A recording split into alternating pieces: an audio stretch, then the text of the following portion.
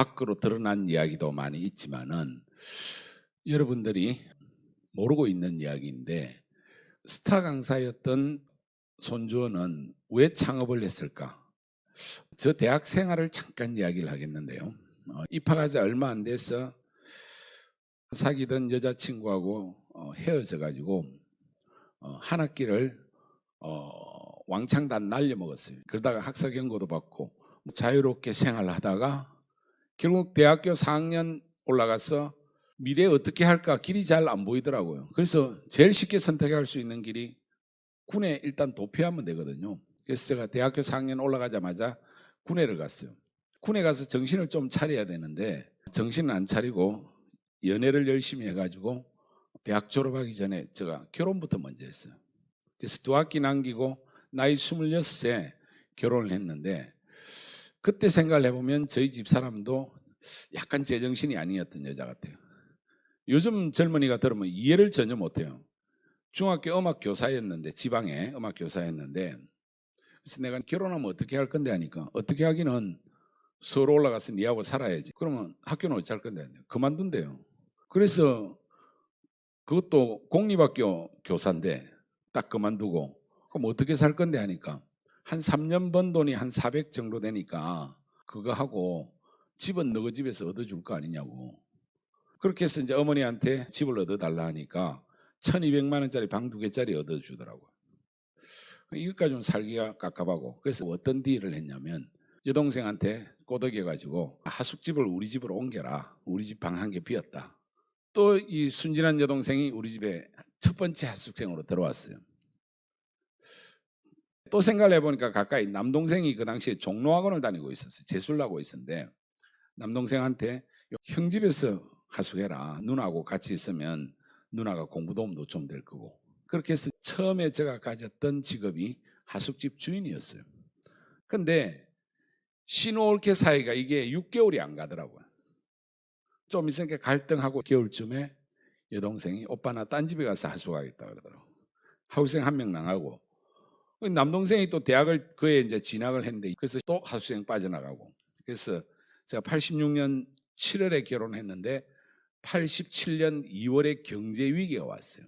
와이프가 큰일 났다 그러더라고요. 지금 돈이 딱 3만 원 남아있다 그러더라고요. 그래서 내가 그걸 지금 이야기하면 어떻게 하니 그러니까 네가 이야기한다고 답을 찾을 수 있냐 학생이.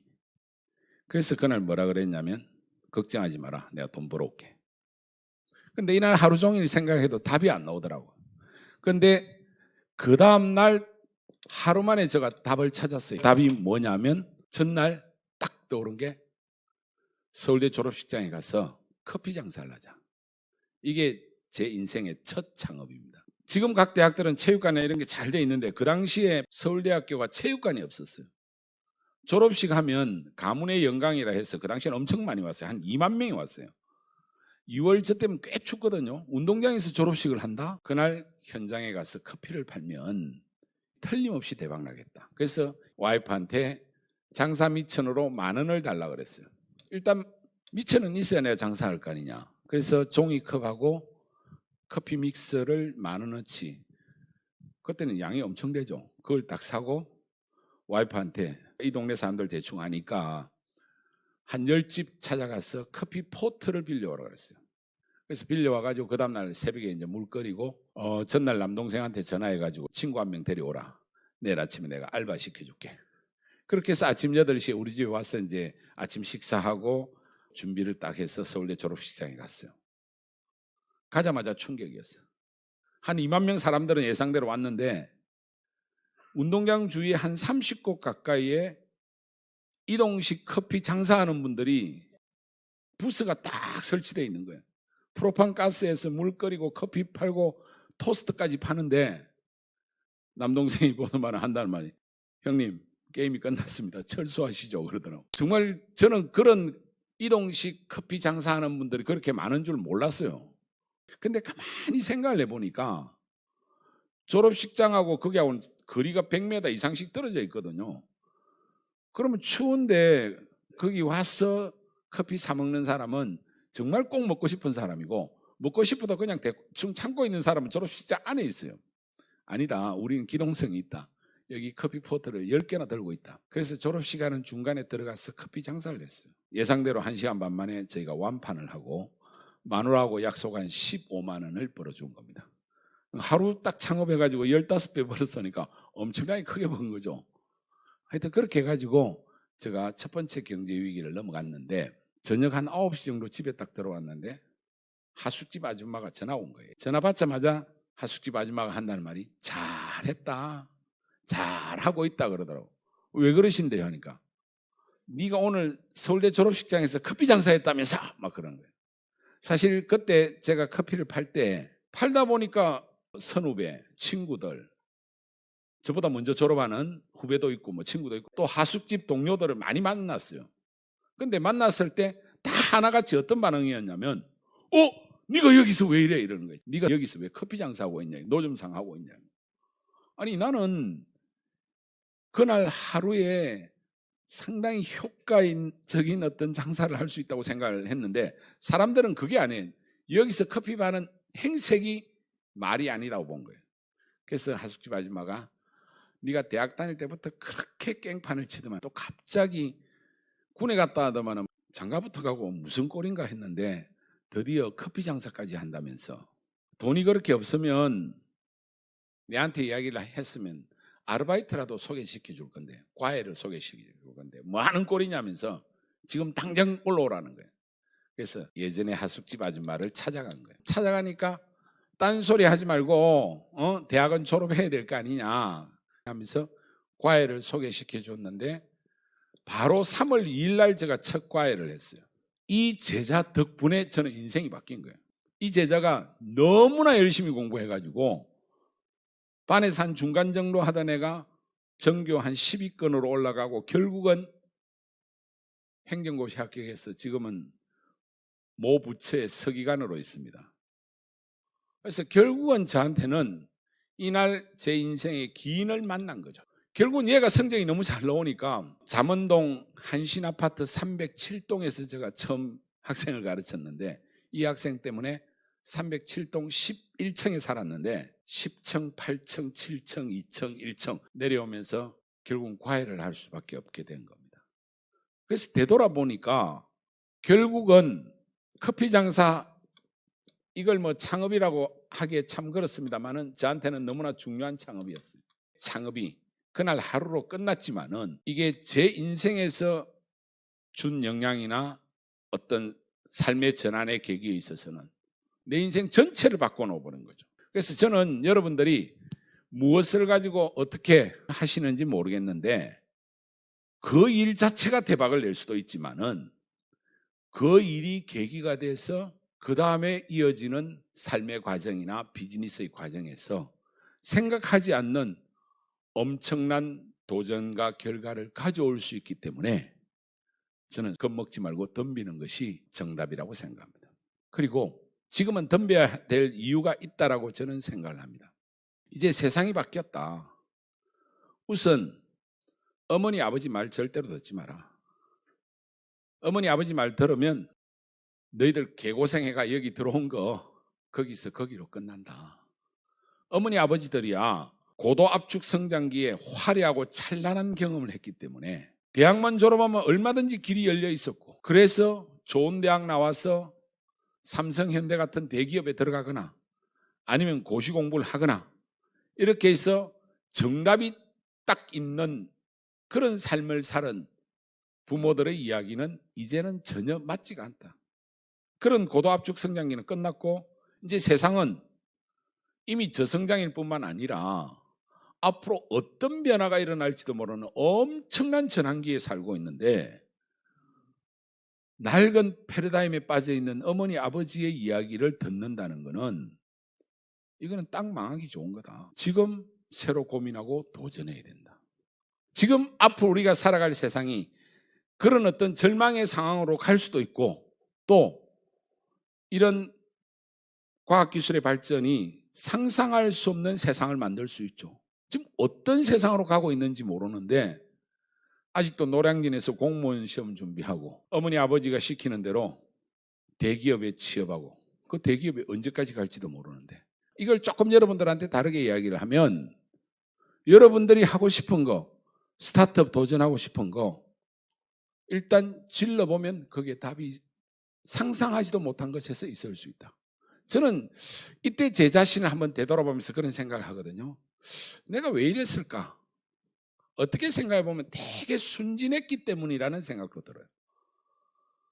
그러니까 세상 물정 가지고 여러 가지 고민을 했으면 우선 결혼을 안 했을 가능성이 많고, 또 다행히 저하고 비슷한 여자를 만나가지고 그냥 결혼해서 신림동에서 방 2개짜리 얻어가 살면서 제가 되돌아보면요, 그때가 12평이었어요. 방 2개하고 부엌하고 거실이 달려있고 화장실이 있는데 그 집이 되게 넓어 보였어요.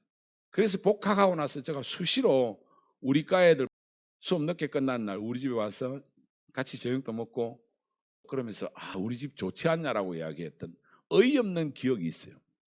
그만큼 순수했던 거예요. 순진했기 때문에 돈 3만 원밖에 없는데 내가 한 달 살 돈은 어떻게 쓰는지 벌어볼게 하다가 불현듯 지나간 게 서울대 졸업식이었다. 그리고 그날은 화려하게 성공한 거 맞아요. 하루밖에 안 했지만은. 근데 그 뒤에 이런 삶이 숨어 있을 거라고는 저는 상상하지 못했다는 겁니다. 이렇게 해서 이 학생을 가르치다가 어쩌다가 이게 또 기업으로까지 가게 됐을까? 사실은 이 학생 가르치다가 이제 그 다음에 졸업을 했단 말입니다. 졸업하고 나서 뭘 할 거냐 좀 고민을 저도 하긴 했겠죠. 졸업식을 이제 저하고 와이프하고 갔어요. 9월 중순에 출산 예정은 배가 완전히 만삭이었거든요. 졸업식 마치고 이제 과 사무실을 제가 찾아갔어요. 찾아가니까 네 졸업했는데 이제 뭐 할 거냐 묻더라고요. 근데 저는 딱히 뭘 할 거냐는 생각을 별로 하진 않았어요. 그러나 내심 어떤 생각은 있었냐면 뭐 대기업이나 이런 데 들어가서 직장 생활 할 거라고는 상상을 하지를 않았어요. 그러니까 저를 딱 부르더만은 뭘 할 건데 물어보기는 아직 좀 고민 중입니다. 무슨 고민? 너희 친구들 다 그러다가 대부분 다 기업 들어갔다. 지금 우리 과가 확보한 특채 원서가 아직도 한 7장 남았으니까 이 중에서 골라라.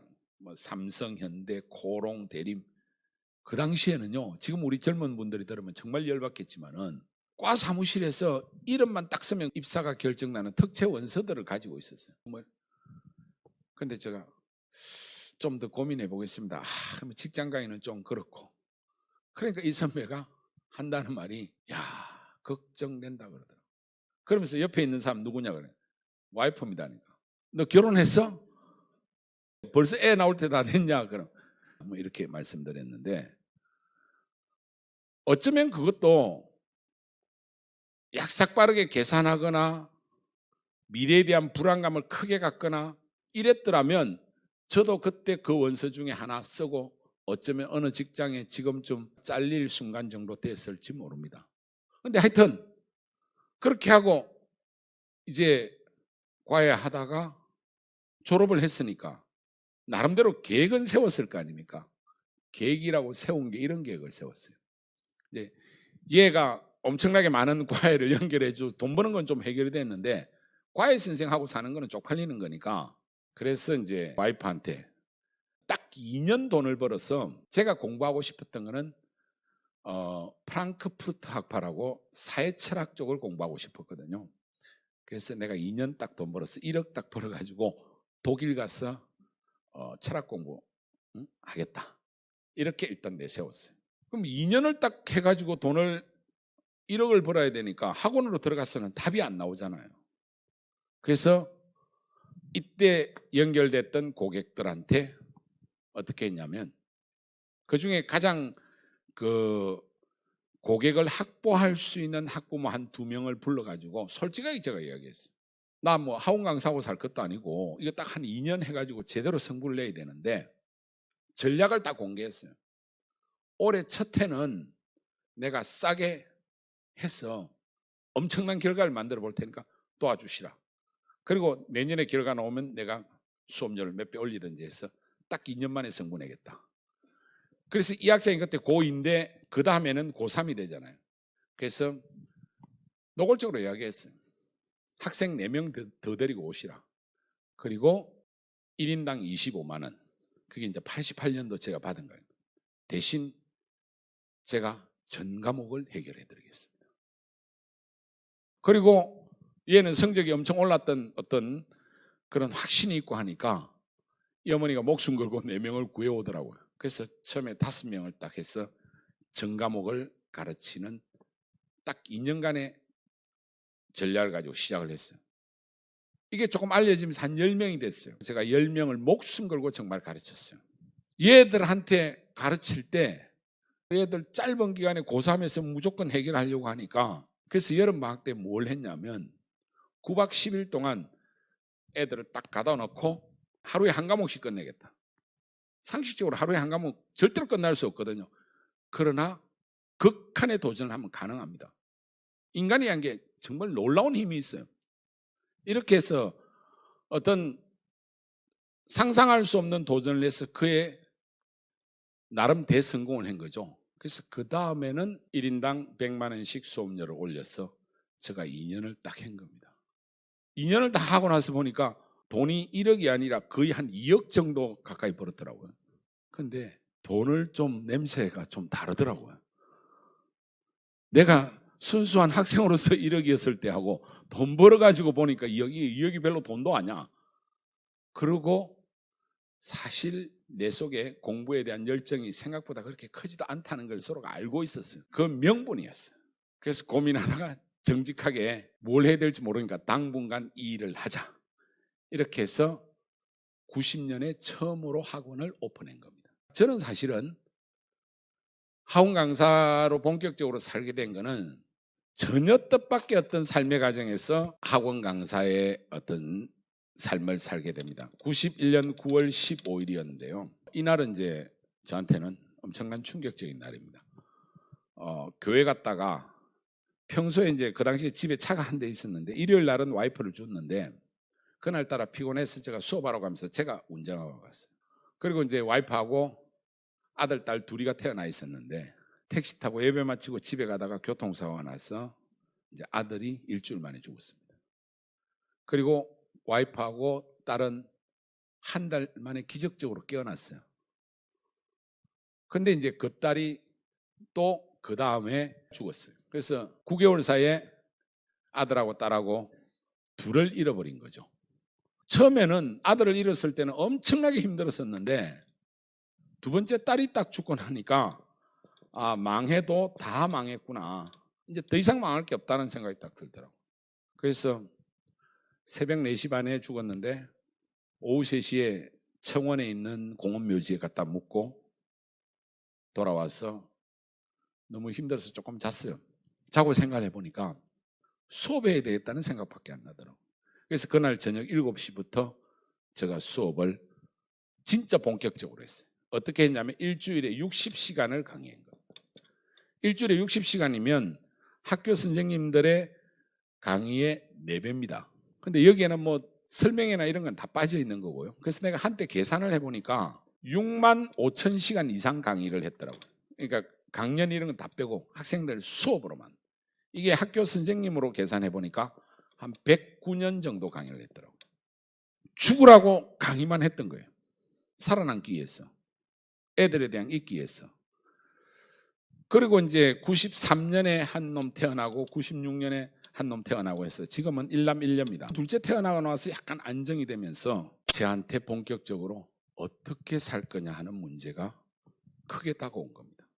그 어떻게 살 거냐라는 문제에 대한 답이 결국은 창업이었어요. 저는 어떤 계기에서 창업은 할 수 있지만은 궁극적으로 창업에서 성공하려고 하면 또는 창업이 제대로 되려고 하면 결국은 무엇을 할 거냐는 것보다는 어떻게 살 거냐가 답이라고 생각을 합니다. 왜? 우리 인생은 딱 한 번 주어졌는데 성공하느냐 실패하느냐 얼마나 많은 걸 얻느냐 이것보다는 결국은 마지막 죽는 순간에 내가 내 관 뚜껑을 닫을 때 자기가 알겠죠. 그러니까 이 어떻게 살 거냐 하는 문제는 정말로 중요한 문제죠. 이제 저는 살아남고 나서 생각을 해보니까 일단 이 운명적인 고통에서는 벗어났지만은 여기서 이 과정에 계속되는 윤리적인 고민이 하나 있었어요. 어떤 윤리적인 고민이 있었냐면 손 선생하고 학생하고 사이에는 목숨을 다해서 가르치고 충분한 대가를 받았으니까 이건 개인 윤리적으로 선입니다. 그렇죠? 그런데 내가 여기서 한 10년간 한 행위는 사회적 불평등을 심화시키는 거죠. 결국은 강남의 부잣집 애들, 여기 좀 밑에서 헤맨 놈들을 여 위에 공부는 잘하는데 돈이 좀 부족한 애들보다 내가 수단과 방법을 가리지 않고 여기로 끄집어 올렸다. 그럼 얘는 밀린 거잖아요. 그럼 이 행위 자체가 악이죠. 사회윤리적으로 악이죠. 우리가 사는 삶에 있어서 윤리적인 문제라는 것은 가장 근본적인 문제인데 개인적으로 선이지만 사회윤리적으로 악이 되는 경우가 종종 있죠. 한국의 사교육이 비판받는 지점이 바로 여기에 있거든요. 그것도 저는 아주 프리미엄의 특수한 걸 했으니까 당연히 욕 처먹어도 싸죠. 이거 어떻게 할 건가? 36살 때 엄청 고민을 했어요. 그래서 내린 결론이 이런 불평등한에서 희생당하는 애들까지도 강의를 들을 수 있는 대중 강의, 한 2, 3만 원이면 들을 수 있는 대중 강의로 인생을 바꾸자고 생각해요. 그 바꾸기 직전까지 제가 그 당시에 월 한 4, 5천 벌었거든요. 36살에 그것도 96년에 4, 5천이면 상당히 큰 돈입니다. 그런데 대중 강의하면 얼마 벌지는 몰라요. 그렇지만 저는 좀 떳떳하게 살고 싶었어. 그리고 수학 강의를 하려고 그랬어요. 왜냐하면 대중 강의 수학이 제일 먹히니까 안 된대요. 법이 그 당시에. 요즘은 관계없는데 전공만 가르칠 수 있어. 그래서 할 수 없이 한 게 사회탐구입니다. 그래서 97년 2월 2일 날 강남에 첫 런칭을 했어요. 그래서 광고지를 한 10만 장 만들어서 손선생 통합사회 바람이 불고 있습니다라고 광고를 때렸는데 전화가 두세 통화밖에 안 옵니다. 10개 반을 개설했는데 7개 반은 한 명도 등록을 안 했어요. 3개 반에 2명, 3명, 3명. 제가 한 5천 벌던 사람이 딱 이렇게 해서 첫 달 월급 32만 원 갖다 주니까 이번에는 마누라가 정신을 차렸는지 너 돌았네 이러더라고요. 근데 저는 어떻게 살 거냐, 이제 둘째 아들도 태어나고 해서 제대로 이제 윤리적인 고민을 좀 해결하면서 떳떳하게 살려고 선택한 겁니다. 저는 학생 8명밖에 없어도 하나도 힘들질 않았어요. 그런데 기적같이 이 8명의 학생이 5개월 만에 2,000명으로 그 다음에는 5,000명으로 터져버린 거예요. 그렇게 해서 월 강사료가 한 4억 정도 들어왔어요. 그러면 월 4억을 벌면 창업할 이유가 없잖아요. 안 그렇습니까? 여러분 창업하겠습니까? 저도 지금 생각해 보니까 내가 왜 그때 미친다고 이 온라인 강의 하려고 했는지 이해가 안 되는 거예요. 지금 같으면, 지금 나의 이 보수적인 태도 같으면 저 절대로 안 했어요. 돈은 그냥 깔꾸리로 꺾는데 뭐 때문에 제가 메가스타디라는 온라인 회사를 만든 줄 아십니까? 99년입니다. 정확하게. 대치동에서 새벽 1시에 강의를 딱 마쳤는데 학부모가 케이크를 들고 온 거예요. 그런 일이 흔히 있거든요. 옆에 따님하고 딱 둘이 왔더라고. 이 어머니가 뭐라 그러냐면 선생님 때문에 제가 너무나 행복해졌고 정말 저는 너무나 큰 덕을 은혜를 입었습니다. 그래서 선물을 가져. 그럼 뭐 딸 성적이 올라간 게 뻔하죠.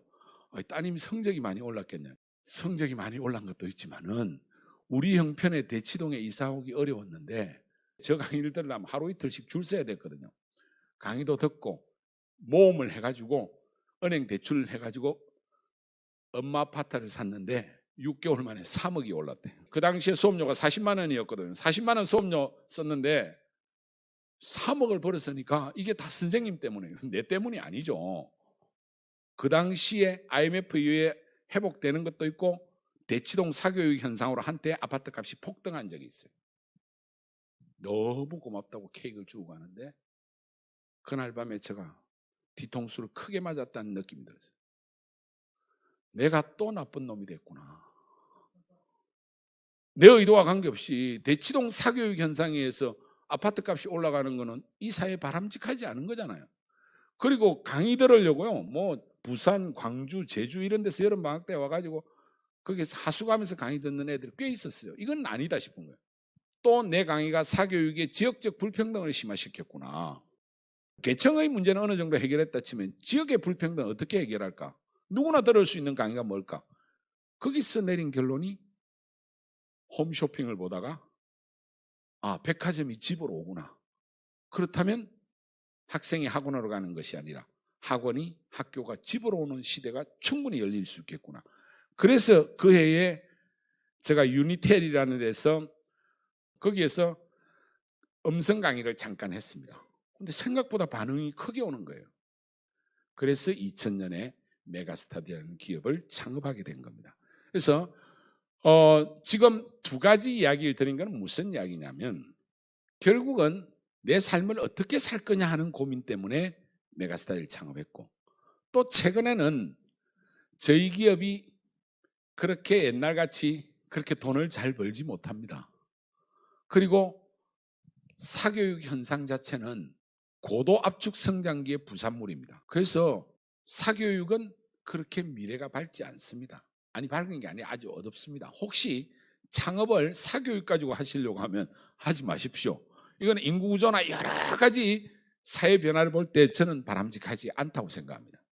그래서 지금은 어떻게 살 거냐 고민을 하면서 이런 고민을 합니다. 내가 가지고 있는 능력이 여기까지인가? 라고 스스로 많이 되물어봅니다. 우리 회사에서 중요한 이야기 중에 하나인데, 처음에 동영상 강의를 창업하고 8개월 뒤에 서비스를 시작했는데, 이 동영상 강의를 어떻게 만들까를 가지고 엄청나게 논란이 심했어요. 동영상 강의 만들려고 하니까 교육공학과 애들을 많이 채용했어요. 자기들 다 수업에서 만들어 봤대요. 동영상 강의로 효과가 있는 게 15분에서 20분 넘어가면 효과 떨어진대요. 플래시도 넣어야 되고 막 이런 이야기를 하더라고요. 근데 아무리 생각을 해봐도 제가 이거 50분 강의 하라면 정말 짜증나거든요. 한 1시간 반에서 2시간 해야 내 이야기를 제대로 전달하는데, 뭐 강의 분위기 좀 올라가가지고 뭔가 감동도 되고 전달이 되려고 하는데도 1시간 걸리는데, 어떻게 개념 하나 설명하려 해도 20분 걸리는 것들도 많은데, 그래서 내가 안 된다. 최소한 1시간짜리는 해야 된다니까. 대표님, 이거 기본이 안 돼 있습니다 하면서 동영상 강의의 본질을 모르셔서 그래. 죽도록 싸우다가 나중에 안 되겠어. 나는 절대로 그렇게 생각하지 않는다. 현장을 있는 그대로 하고 차라리 강의 시간은 강사가 원하는 대로 다 맡기자. 미쳤다는 거예요. 맨날 싸우다가 할 수 없어. 주식 수대로 해야 되니까 내가 결정한다. 근데 사실은 그렇게 해서 현장 강의를 그대로 라이브로 옮긴 게 저희 회사가 상당히 한번 도약하는 계기가 됐고요. 스타트업은 인생 자체를 위해서라도 충분히 해볼 만하다. 그리고 작은 어떤 도전이 어떤 결과를 가져올지 예측할 수 없다. 그러나 그 중심에 순수하고 착한 마음이 있으면 저는 성공할 거라 생각합니다. 멋지게 자기 삶의 가치를 세우면서 도전해 보시기를 소망합니다. 감사합니다.